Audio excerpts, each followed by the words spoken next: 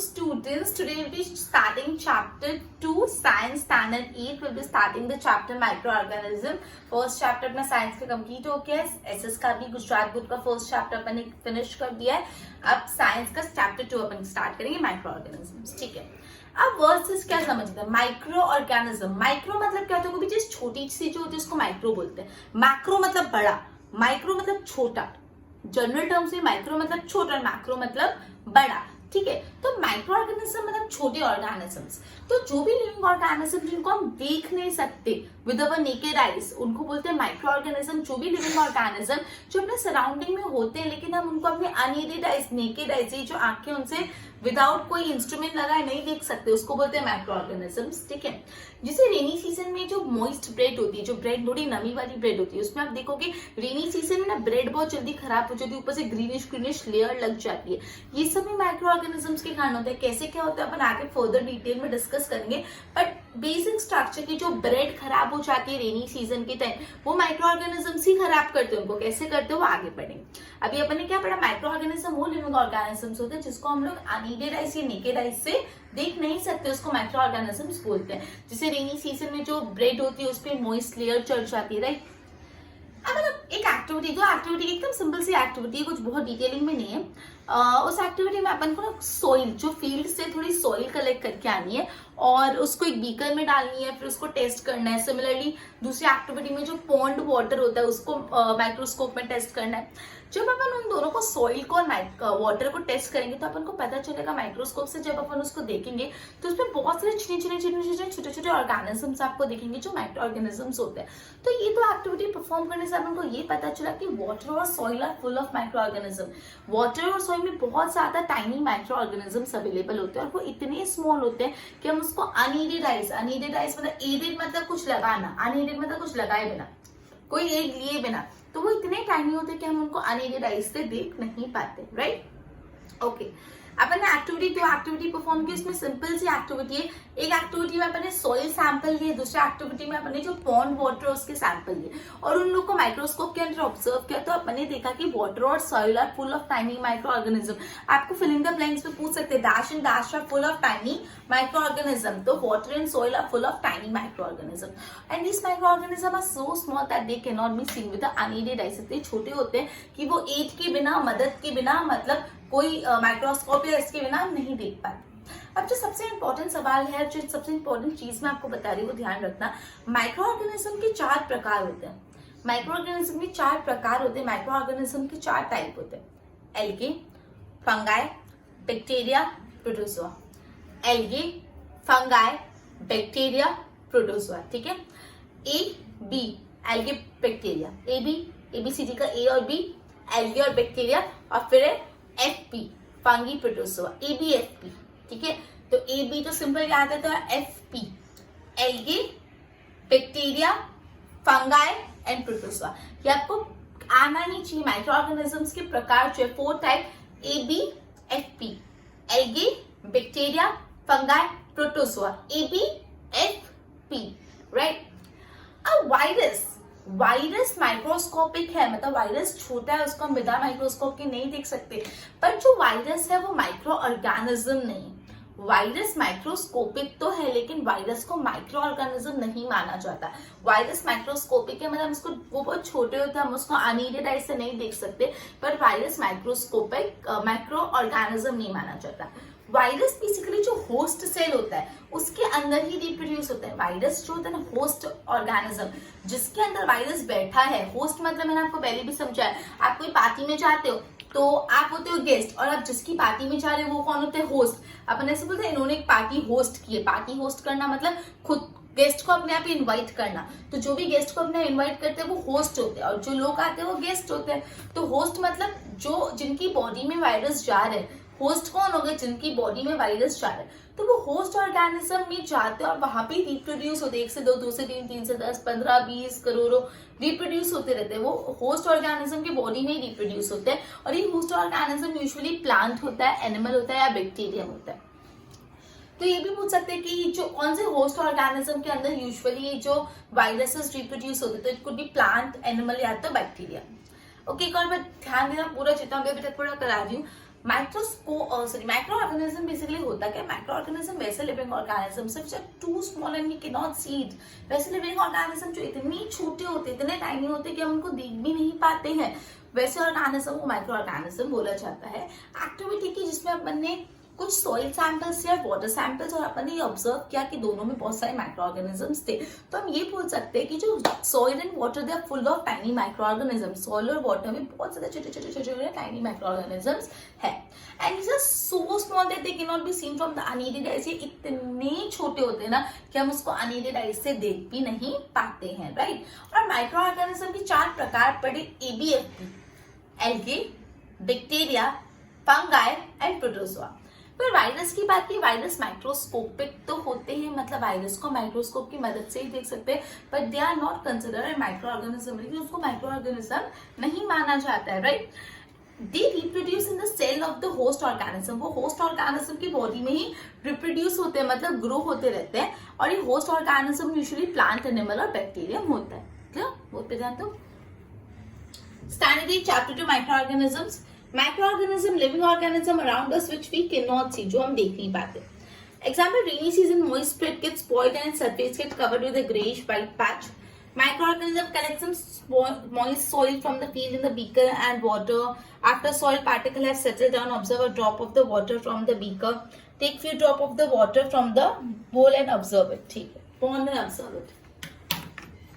Water and soil are full of tiny microorganisms. तो पूछ सकते हैं dash and dash are full of tiny microorganisms, water and soil. These are so small that they cannot be seen with the unaided eyes. Aid मतलब मदद लेना, unaided मतलब बिना मदद के, कोई भी इंस्ट्रूमेंट के बिना हम माइक्रो ऑर्गेनिजम्स को नहीं देख पाते। माइक्रो ऑर्गेनिज्म के 4 प्रकार, विच इज इंपॉर्टेंट? क्या था? A B F P, ABFP, algae, bacteria, fungi, protozoa, right? Viruses are microscopic. Virus microscopic तो होते हैं, but they are not considered as micro organism, लेकिन उनको माइक्रो ऑर्गेनिज्म नहीं माना जाता। They reproduce only inside the cell of host organism, वो host organisms के सेल में ही रिप्रोड्यूस करते हैं, विच में बी बैक्टीरिया, प्लांट और एनिमल। होस्ट ऑर्गेनिज्म बैक्टीरिया हो सकते हैं, प्लांट या एनिमल। एक बार इसके नोट्स बना लो।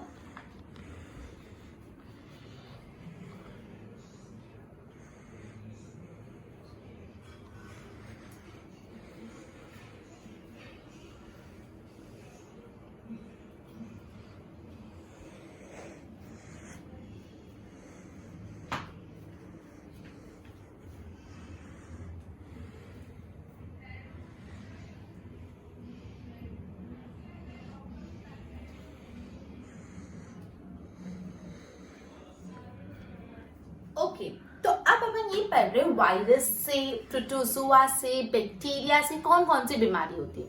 अपन पढ़ रहे हैं वायरस से, प्रोटोजोआ से, बैक्टीरिया से कौन कौन सी बीमारियां होती है। सबसे पहले वायरस से होता है कोल्ड, फ्लू, कफ, पोलियो, चिकन पॉक्स। ये सारी जो बीमारी होती है वायरस से होती है। कौन सी बीमारी होती है वायरस से? कफ हो गया, कोल्ड हो गया, फ्लू लग गया, चिकन पॉक्स हो गया, पोलियो हो गया, सारी बीमारियां वायरस से होती है। Don't take this lightly, because ये आपको कोई भी बीमारी बोल देंगे और बोलेंगे वो किससे होती है, राइट। तो you need to learn this. उसके बाद प्रोटोजोआ से डिसेंट्री और मलेरिया होते हैं। प्रोटोजोआ से कौन सी बीमारी होती है? डिसेंट्रिया। और मलेरिया प्रोटोजोआ से होती है। तो तुमको पूछ सकते हैं कि भाई मलेरिया कौन से, किस माइक्रो ऑर्गेनिज्म से होता है? तो मलेरिया होता है प्रोटोजोआ से, ठीक है। फिर उसके बाद टाइफाइड और ट्यूबरक्लोसिस, दोनों टी से, टीटी। टाइफाइड और ट्यूबरक्लोसिस किससे होता है? बैक्टीरिया से।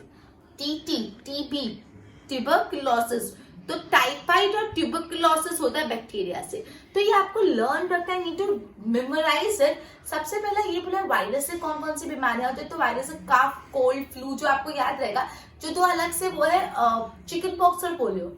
चिकन पॉक्स और पोलियो भी वायरस से होता है। उसके बाद प्रोटोजोआ से 2 बीमारी होती है, डिसेंट्री और मलेरिया। डिसेंट्री और मलेरिया जो बीमारी है प्रोटोजोआ से होती है। TB, TT. टाइफाइड और ट्यूबरक्लोसिस होता है बैक्टीरिया से। सिंपल। अब हम ये सवाल पूछ रहे हैं कि माइक्रो ऑर्गेनिज्म रहते कहाँ? Where do micro organism live? Micro organism को भी स्टे तो करते होंगे लिविंग ऑर्गेनिज्म से, तो they would be staying somewhere. तो माइक्रो ऑर्गेनिज्म या तो सिंगल सेल हो सकता है, तो मल्टी सेलुलर हो सकता है। सिंगल सेल जैसे बैक्टीरिया हमेशा सिंगल सेल होता है। कुछ कुछ प्रकार के एल्गे होते हैं जो सिंगल सेल्स होते हैं। प्रोटोजोआ सिंगल सेल सा होता है। मल्टीसेलुलर मतलब many algae fungi, fungi multicellular होते हैं, काफी एल्गे मल्टीसेलुलर होते हैं। तो बोला है जो माइक्रो ऑर्गेनिज्म है वो या तो यूनिसेल्युलर हो सकते हैं जैसे बैक्टीरिया, प्रोटोजोआ, सम एल्गे, या तो मल्टीसेलुलर हो सकते हैं मेनी एल्गे फंगाई की तरह मल्टीसेलुलर। अब दे live in all type of environment, जरूरी नहीं है कि भाई माइक्रो ऑर्गेनिजम्स को कोई पर्टिकुलर एनवायरमेंट चाहिए रहने के लिए, वो हर टाइप के एनवायरमेंट में रहते हैं, from ice cold to hot spring, ठंडी से ठंडी जगह से गर्म जगह, ice cold to hot spring, desert to marshy land, desert से मार्शी लैंड तक, bodies of animal including human, वो एनिमल की बॉडी में इंक्लूडिंग ह्यूमन बीइंग की बॉडी में भी रहते हैं, right. Some microorganisms grow on other microorganisms while some exist freely. कुछ माइक्रोऑर्गेनिज्म ऐसे होते हैं जो दूसरे माइक्रोऑर्गेनिजम्स या दूसरे ऑर्गेनिज्म की बॉडी पे ग्रो करते हैं, और कुछ माइक्रोऑर्गेनिज्म होते हैं जो इंडिपेंडेंटली फ्रीली रहते हैं। कुछ माइक्रोऑर्गेनिज्म दूसरे ऑर्गेनिजम्स पे ग्रो करते हैं, कुछ माइक्रोऑर्गेनिज्म फ्रीली रहते हैं। अब कुछ माइक्रोऑर्गेनिज्म हमारे लिए बेनिफिशियल होते हैं, कुछ माइक्रोऑर्गेनिज्म हमारे लिए हार्मफुल। वापस पूरा अटेंशन यहाँ पे देना। अपन ने सबसे पहले ये स्टार्ट किया कि कौन कौन सी बीमारी कौन कौन से माइक्रो ऑर्गेनिज्म से होती है। तो कोल्ड काफ फ्लू, कोल्ड काफ फ्लू, चिकन पॉक्स, पोलियो, ये सब वायरस से होता है। मलेरिया एंड डिसेंट्री, प्रोटोजोआ से होता है। टीबी, ट्यूबरकुलोसिस एंड टाइफाइड होता है बैक्टीरिया से। फिर मैंने पढ़ा वे जो माइक्रो ऑर्गेनिज्म लिव, तो मैंने बताया जो माइक्रो ऑर्गेनिज्म होते हैं वो तो या यूनिसेलुलर हो सकते हैं या तो मल्टीसेलुलर। तो एक सेल के माइक्रो ऑर्गेनिज्म होते हैं, बहुत सारे सेल के माइक्रो ऑर्गेनिजम्स होते हैं। यूनिसेलुलर माइक्रो ऑर्गेनिज्म का एग्जांपल पूछे तो वो आ जाता है एल्गे, बैक्टीरिया, प्रोटोजोआ। और अगर मल्टीसेलुलर का पूछे तो बेसिकली फंगाई, वो मल्टीसेलुलर बहुत सारे सेल से बनती है। अब ये जो माइक्रो ऑर्गेनिज्म है ना वो हर टाइप के एनवायरमेंट में रहने के आदी है। They live in every type of environment, from ice cold to hot spring, from desert to marshy land, हर जगह वो रहते हैं, ठीक है। And even they live in the body of animals, वो एनिमल्स की बॉडी, ह्यूमन बीइंग की बॉडी में भी माइक्रो ऑर्गेनिज्म रहते हैं, राइट। कुछ माइक्रो ऑर्गेनिज्म दूसरे ऑर्गेनिज्म की बॉडी पे ग्रो करते हैं, कुछ माइक्रो ऑर्गेनिज्म फ्रीली एग्जिस्ट करते हैं। कुछ माइक्रो ऑर्गेनिज्म दूसरे माइक्रो ऑर्गेनिज्म की बॉडी पे ग्रो करते हैं, कुछ माइक्रो ऑर्गेनिज्म एकदम फ्रीली रहते हैं, ठीक है। ओके, कुछ माइक्रो ऑर्गेनिज्म अपने लिए बेनिफिशियल और कुछ माइक्रो ऑर्गेनिज्म हार्मफुल। बोर्ड पे ध्यान दो। वायरस से कौन कौन सी बीमारी होती है? कोल्ड, फ्लू, काफ, पोलियो, चिकन पॉक्स। प्रोटोजोआ से डिसेंट्री, मलेरिया। बैक्टीरिया से टाइफाइड और tuberculosis. Where do microorganisms live? Microorganism can be single cell like bacteria, some algae and protozoa, or या तो multicellular such as algae and fungi. They live in all type of environment. वो हर type के environment में रहते हैं, from ice cold to hot spring, from desert to marshy land. Bodies of animal including human being की body में रहते हैं. Some microorganism grow on other microorganism. कुछ microorganism दूसरी microorganism की body पे grow करते हैं. And while other exist freely, कुछ microorganism freely exist करते हैं. Some microorganism are beneficial while other are harmful to us. Okay, एक बार इसके notes बनाओ.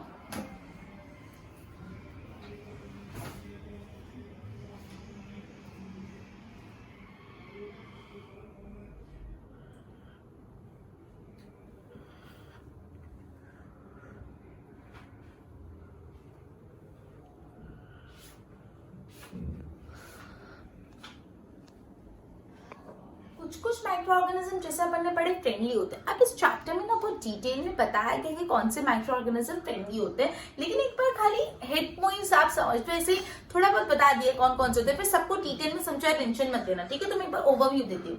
सबसे पहले माइक्रो ऑर्गेनिज्म कुछ ऐसे होते हैं जो अलग अलग पर्पज के लिए यूज होते हैं। जैसे माइक्रो ऑर्गेनिज्म से कर्ड बनते हैं, ब्रेड बनते हैं, केक बनते हैं। ब्रेड बनाने के लिए, केक बनाने के लिए, कर्ड बनाने के लिए माइक्रो ऑर्गेनिज्म यूजफुल होते हैं। अल्कोहल बनाने के लिए माइक्रो ऑर्गेनिज्म यूजफुल होते हैं। माइक्रो ऑर्गेनिज्म एनवायरमेंट को क्लीन करने का भी काम करते हैं। कैसे करते हैं? Don't worry, will be starting that in detail in the in the next points, ठीक है। तो बेसिकली वो एनवायरमेंट को क्लीन करने का भी काम करते हैं। और एग्रीकल्चर में माइक्रो ऑर्गेनिज्म से सॉइल की फर्टिलिटी बढ़ती है। जो सॉइल होती है उसकी फर्टिलिटी माइक्रो ऑर्गेनिज्म से बढ़ती है। कैसे, वो भी अपन आगे करेंगे। ये जिसमें ब्रीफिंग दे रही हूँ कि माइक्रो ऑर्गेनिज्म कर्ड बनाने के लिए, ब्रेड बनाने के लिए, केक बनाने के लिए यूज होते हैं, अल्कोहल बनाने के लिए यूज होते हैं, एनवायरमेंट क्लीन करने के लिए यूज होते हैं, सॉइल की फर्टिलिटी इंक्रीज करने के लिए यूज होते हैं। तो अलग अलग पर्पज के लिए यूज होते हैं। अब अपन सबसे पहले जो डिटेल में पढ़ने वाले माइक्रो ऑर्गेनिज्म से कर्ड और ब्रेड कैसे बनता है। माइक्रो ऑर्गेनिज्म से कर्ड और ब्रेड कैसे बनता है। अब मेरा कर्ड कर्ड में बहुत सारे माइक्रो ऑर्गेनिजम्स होते हैं, कर्ड में बहुत सारे माइक्रो ऑर्गेनिजम्स होते हैं, जिसमें जो सबसे इंपॉर्टेंट माइक्रो ऑर्गेनिज्म है लैक्टोबैसिलस। अब ये वर्ड को अपने दिमाग में डाली दो because this would be used many times, ठीक है। तो जो लैक्टोबैसिलस माइक्रो ऑर्गेनिज्म है वो सबसे ज्यादा यूजफुल है। Lactobacillus promote the formation of curd. Lactobacillus curd बनाने में मदद करता है, प्रमोट करता है फॉर्मेशन ऑफ कर्ड। आपने देखा होगा कि आपकी मदर्स रात को सोने से पहले दूध के अंदर 1 चम्मच दही डाल के रखती है, दूध जमा, बोले दही जमानी है। नेक्स्ट मॉर्निंग आप देखते हो वो जो दूध है पूरे दही में कन्वर्ट हो जाता है। क्या करते हैं आपके मदर्स, वो दूध में दही डाल के रखते हैं 1 चम्मच, और वो जब मॉर्निंग में देखते हैं तो पूरे दूध आप देखते हो दही में कन्वर्ट हो जाता है। क्यों? जो आपने 1 चम्मच दही डाला ना, वो दही में लैक्टोबैसिलस बैक्टीरिया, और मैं आपको बता रही हूँ जो लैक्टोबैसिलस बैक्टीरिया वो कर्ड का फॉर्मेशन प्रमोट करते हैं। तो जैसे आपने 1 चम्मच दही डाला, लैक्टोबैसिलस बैक्टीरिया एक्ट करना चालू किया और प्रमोट करते गए दही बनाते गए पूरे की पूरे मिल्क को कर्ड में कन्वर्ट कर दिया। तो बेसिकली ये लैक्टोबैसिलस बैक्टीरिया के कारण ही पूरा जो मिल्क था वो कर्ड में कन्वर्ट हुआ, राइट? समझ आया कर्ड कैसे बना? अब अपन पढ़ रहे हैं जैसे केक या कोई भी डो बनाना, कोई भी चीज जो फूलती है, बेक होती है, वो कैसे बनाते हैं।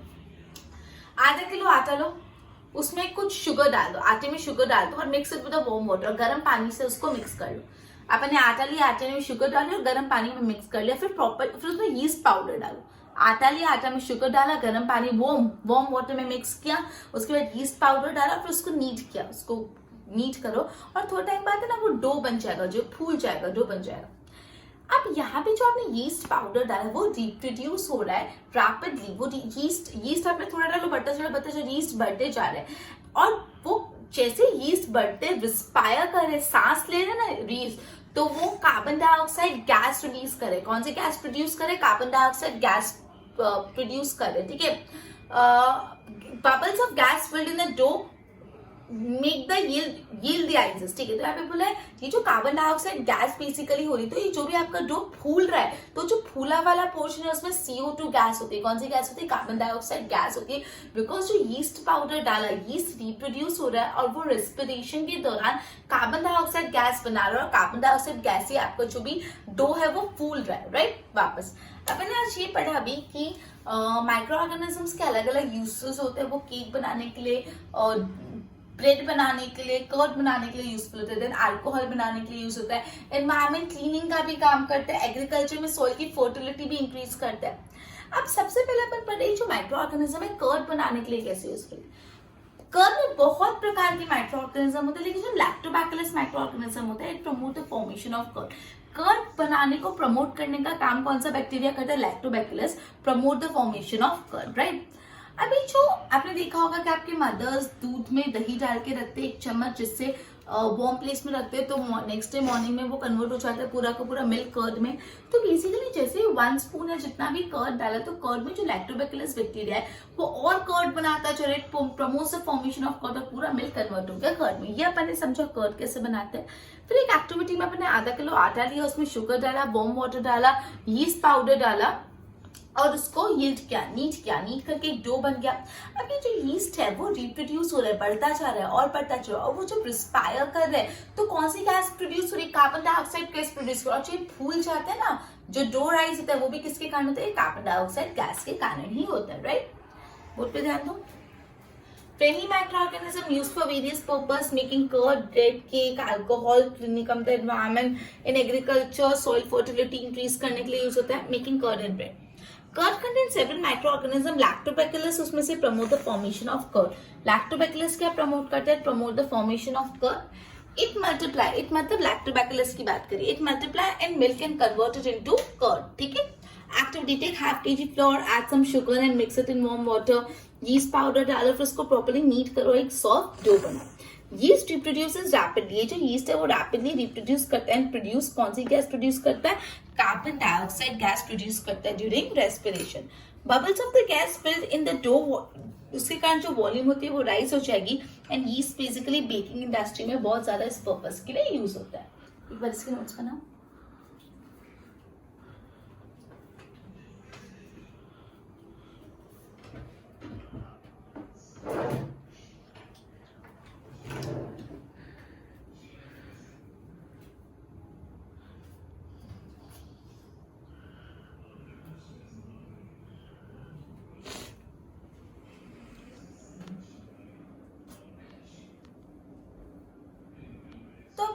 जितना भी पढ़ा है उसको एक बार सम अप कर लेते हैं अपन ने। ये पढ़ा माइक्रो ऑर्गेनिजम्स क्या होते हैं। तो बेसिकली माइक्रो ऑर्गेनिजम्स वो लिविंग ऑर्गेनिज्म होते हैं जिनको हम नेकेड आई से नहीं देख पाते, वो इतनी टाइनी होते हैं, उनको माइक्रो ऑर्गेनिजम्स बोला जाता है।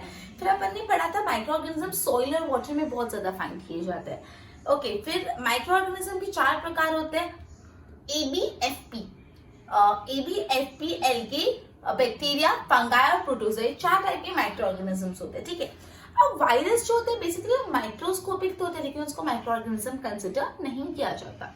फिर अपन ने ये पढ़ा कौन कौन सी बीमारी कौन कौन से माइक्रो ऑर्गेनिज्म से होती है। अपन ने पढ़ा वायरस से chicken pox, polio, flu, common cold, ये सब होता है। डिसेंट्री, मलेरिया प्रोटोजोआ से होता है। ट्यूबरकुलोसिस और जो टाइफाइड होता है वो बैक्टीरिया से होता है। ठीक है, ओके।